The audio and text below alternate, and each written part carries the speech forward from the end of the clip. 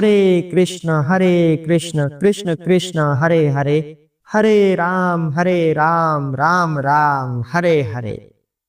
वंदेऽहं श्री गुरोः श्रीयुतपदकमलं श्रीगुरोन् वैष्णवांश्च श्रीरूपं साग्रजातं सहगण रघुनाथान्वितं तं सजीवम्। हे श्री कृष्ण, आपके जन्मोत्सव का समय आ गया है। हम अपने हृदय को आपके चरणों में अर्पित करते हैं। कृपया इस कथा के माध्यम से हमारे मन को अपने प्रेम से भर दीजिए।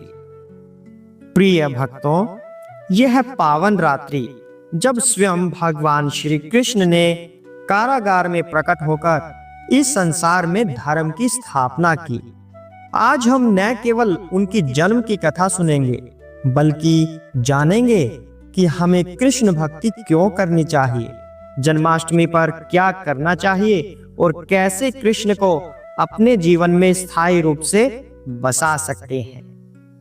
आइए सबसे पहले जानते हैं कि कृष्ण भक्ति क्यों करनी चाहिए। श्रीमद् भागवतम में श्लोक आता है, पहले स्कंद में दूसरे अध्याय में और छठा श्लोक है। स वै पुंसाम परो धर्मो यतो भक्तिरधोक्षजे, अर्थात मनुष्य का सर्वोच्च धर्म वही है जिससे भगवान में प्रेममयी भक्ति उत्पन्न हो। संसार के सुख, धन, पद, यश क्षण भंगुर है। मृत्यु के समय कोई साथ नहीं जाएगा। केवल भगवान का नाम और उनकी कृपा ही सहारा बनेगी। कृष्ण भक्ति से न केवल मोक्ष मिलता है बल्कि जीवन में आनंद और शांति भी आती है। एक प्रसंग याद आ रहा है, वह आपको सुनाते हैं। गोकुल की गोपी के बारे में। एक वृद्धा गोपी थी जिसके पास देने के लिए कुछ नहीं था। जन्माष्टमी पर उसने केवल एक छोटा सा माखन का टुकड़ा भोग में रखा। लोग हंस पड़े, लेकिन रात्रि में उसी वृद्धा को स्वप्न में श्री कृष्ण आए और बोले, मैया, आज मुझे सबसे स्वादिष्ट माखन मिला, वही जो तूने प्रेम से दिया था। इससे हमें क्या सीख मिल रही है? भगवान को वस्तु नहीं, प्रेम चाहिए। हरे कृष्णा। एक और प्रसंग ध्यान में आ रहा है, अर्जुन का अनुभव। महाभारत युद्ध में अर्जुन को जब भय और मोह ने घेर लिया, तब श्री कृष्ण ने कहा, मामेकम शरणम व्रज, अर्थात केवल मेरी शरण में आओ। युद्ध जीता क्योंकि कृष्ण साथ थे। तो इससे हमें सीख मिल रही है, जीवन के युद्ध भी तभी जीते जाते हैं जब कृष्ण साथ हो। तो यहाँ दो प्रसंगों से हमें पता चल रहा है कि हमें कृष्ण भक्ति क्यों करनी चाहिए। कृष्ण भक्ति केवल इस जन्म में नहीं बल्कि इस जन्म के बाद भी हमारी रक्षा करती है। जन्म मृत्यु के चक्र से हमें छुटकारा दिलाती है। तो आइए अब उस कथा की तरफ बढ़ते हैं जिसकी आप प्रतीक्षा कर रहे हैं। श्री कृष्ण जन्म कथा आरंभ होता है। मथुरा में उग्रसेन का शासन, लेकिन उसकी बहन देवकी की शादी में कंस ने रथ हाँका। आकाशवाणी हुई, कंस, देवकी का अष्टम पुत्र तेरा संहार करेगा। भय और क्रोध में कंस ने देवकी को मारने की ठानी, लेकिन वसुदेव जी ने समझाकर रोक दिया। अंततः दोनों को कारागार में डाल दिया गया। संतान पे संतान होती गई। 6 संतानें हुई, सबको मार दिया गया। फिर 7वीं संतान जब हुई तो वो स्वयं बलराम जी थे, लेकिन उनका संकर्षण करके उन्हें रोहिणी जी के गर्भ में डाल दिया गया और वहां पर बताया गया कि ये पुत्र तो मरा हुआ निकला। इस तरह से बोल दिया गया कि कंस के हाथों 7 संतानें मारी गई। उसके बाद अष्टमी की अर्धरात्रि, घोर अंधकार, वर्षा, लेकिन कारागार में दिव्य प्रकाश। भगवान चतुर्भुज रूप में प्रकट हुए, शंख, चक्र, गदा, पद्म धारण किए हुए। माता पिता को सांत्वना दी, मैंने पूर्व जन्मों में भी तुम्हें वर दिया था, आज फिर तुम्हारे पास आया हूं। मुझे गोकुल पहुंचाओ, यशोदा नंद के घर। फिर बेड़ियां टूटी, दरवाजे अपने आप खुल गए। वसुदेव जी टोकरी में कृष्ण को लेकर यमुना पार करने चले। यमुना जी का जल उफन रहा था, लेकिन भगवान के चरणों को छूते ही शांत हो गया। शेषनाग ने फन फैलाकर वर्षा से रक्षा की। यशोदा मैया को प्रसव के बाद नींद आ गई और उसी में भगवान उनके घर आ गए। नंद बाबा के आंगन में उत्सव, ढोल नगाड़े, नृत्य, भजन ये सब होने लगा। पूरा वृंदावन कृष्ण के जन्म से आनंदित हो गया। हरे कृष्ण कृष्ण कृष्ण हरे हरे, हरे राम राम राम हरे हरे। इस तरह से श्री कृष्ण का प्राकट्य हो रहा है और हम सबको इस प्राकट्य के अवसर पर नाच गाकर भगवान की वंदना करनी चाहिए। सभी एक बार फिर से बोलें, हरे कृष्ण कृष्ण कृष्ण हरे हरे, हरे राम राम राम हरे हरे। तो आइए अब एक कथा की तरफ चलते हैं, भक्तमाल से प्रेरक कथा। भक्तमाल ग्रंथ में अनगिनत संतों, महापुरुषों और भक्तों की अद्भुत भक्ति कथाएं वर्णित है।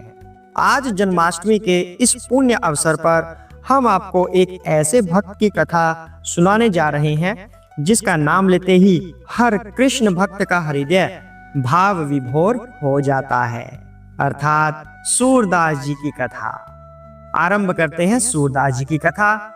सूरदास जी का जन्म 15वीं शताब्दी में हुआ था। वे जन्म से ही नेत्रहीन थे, लेकिन ईश्वर ने उन्हें अनुपम काव्य प्रतिभा और मधुर स्वर प्रदान किया था। बाल्यावस्था में ही वे माता पिता के घर से निकलकर यमुना तट पर भटकने लगे। नेत्र नहीं थे, पर हृदय में भगवान के दर्शन की अगाध लालसा थी। एक दिन वे यमुना किनारे बैठे थे, तभी उन्हें मधुर बांसुरी की आवाज सुनाई दी। वह कोई साधारण धुन नहीं थी, वह स्वयं वृंदावन के कान्हा की बांसुरी थी। कृष्ण ने उन्हें स्नेह पूर्वक जल पिलाया और मार्ग दिखाया। सूरदास जी ने उनके स्वर और स्पर्श को अपने हृदय में अंकित कर लिया। उस पल से वे केवल और केवल कृष्ण के हो गए। कुछ समय बाद उनकी भेंट महाप्रभु वल्लभाचार्य जी से हुई। वल्लभाचार्य जी ने उन्हें पुष्टि मार्ग की दीक्षा दी और कहा, सूरदास, अब तुम्हारा जीवन केवल श्रीनाथ जी की सेवा और कीर्तन के लिए है। तब से सूरदास जी ने अपने काव्य, पद और गीतों से संपूर्ण भारत में कृष्ण प्रेम की धारा बहा दी। सूरदास जी की रचनाओं में मुख्यतः बाल लीलाओं का वर्णन है। नन्हे नन्हे कान्हा का मक्खन चुराना, गोपियों से नटखट बातें, यशोदा मैया की डांट और प्रेम। उन्होंने अपनी कविताओं में गोपियों के वियोग को भी अद्भुत ढंग से व्यक्त किया। उनकी वाणी में ऐसा माधुर्य था कि सुनने वाला स्वयं वृंदावन पहुंच जाता था। एक बार वल्लभाचार्य जी ने सूरदास जी को नाथ द्वारा के श्रीनाथ के मंदिर में ले गए। सूरदास जी के नेत्र भले ही अंधे थे, परंतु जैसे ही पर्दा खुला वे भाव विभोर होकर गाने लगे। मैया मोहे दाऊ बहुत खिजायो, मैया मोहे। वहां उपस्थित भक्तों को लगा मानो स्वयं यशोदा अपने कान्हा की लीलाएं सुन रही हो। कहते हैं उस समय श्रीनाथ जी ने अदृश्य रूप में उन्हें दर्शन दिए और उनका हृदय सदा के लिए कृष्ण रूप में रंग गया। सूरदास जी की भक्ति हमें यह सिखाती है कि भगवान के दर्शन केवल आंखों से नहीं, हृदय से होते हैं। यदि हमारा मन निर्मल और प्रेम से भरा हो तो श्री कृष्ण स्वयं आकर हमारी उंगली पकड़ लेते हैं। आज जन्माष्टमी के अवसर पर सूरदास जी की भांति हमें भी अपने भीतर का अहंकार त्यागना चाहिए, नाम संकीर्तन में मन लगाना चाहिए और हर दिन कुछ समय कृष्ण लीला, श्रीमद् भगवद गीता और भागवत सुनने में देना चाहिए। श्री कृष्ण गोविंद हरे मुरारी, हे नाथ नारायण वासुदेवा, श्री कृष्ण गोविंद हरे मुरारे। हे नाथ नारायण वासुदेवा। राधे कृष्ण राधे कृष्ण राधे राधे कृष्णा कृष्णा राधे कृष्णा राधे कृष्णा राधे राधे कृष्णा कृष्णा राधे कृष्ण राधे कृष्ण राधे राधे कृष्णा कृष्णा। आइए अब जानते हैं जन्माष्टमी के दिन करने योग्य कार्य कि आपको क्या क्या करना है। प्रातः स्नान और संकल्प लें, आज का हर क्षण श्री कृष्ण के स्मरण में रहेगा, अर्थात पूरा दिन जो जो आप कार्य करें वो सब श्री कृष्ण को स्मरण करते हुए करें। शक्ति अनुसार फलाहार या निर्जला व्रत आप कर सकते हैं। अलंकरण, श्री कृष्ण को पीतांबर, मोरपंख, तुलसी माला पहनाना। दिन भर हरि नाम संकीर्तन करना है। जन्मोत्सव आरती, माखन मिश्री का भोग, गायों को हरा चारा, भूखे को अन्न और श्रीमद् भगवद गीता का दान आपको करना है। प्रतिदिन हरि नाम जप करें कम से कम 108 बार। जी हाँ, अब हम श्री कृष्ण को अपने जीवन में स्थायी कैसे बनाएं, इस पर चर्चा होगी। प्रतिदिन आपको हरि नाम जप करना है कम से कम 108 बार।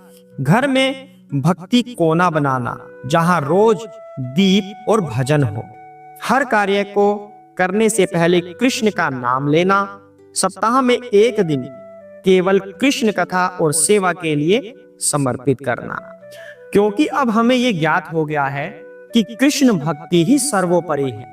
तो हम भगवान की भक्ति केवल एक दिन तक सीमित क्यों रखें?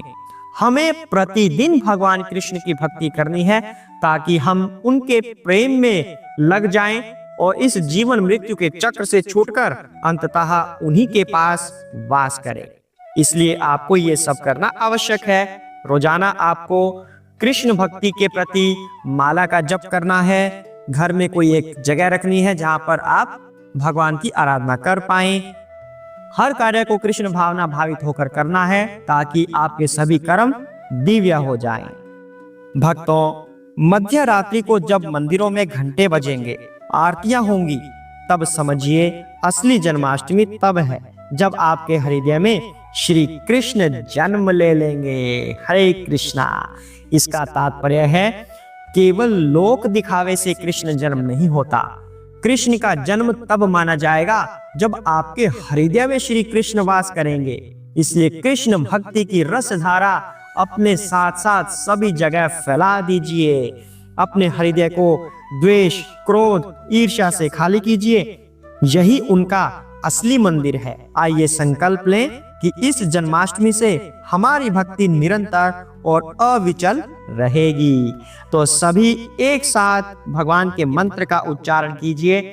हरे कृष्ण कृष्ण कृष्ण हरे हरे, हरे राम राम राम हरे हरे।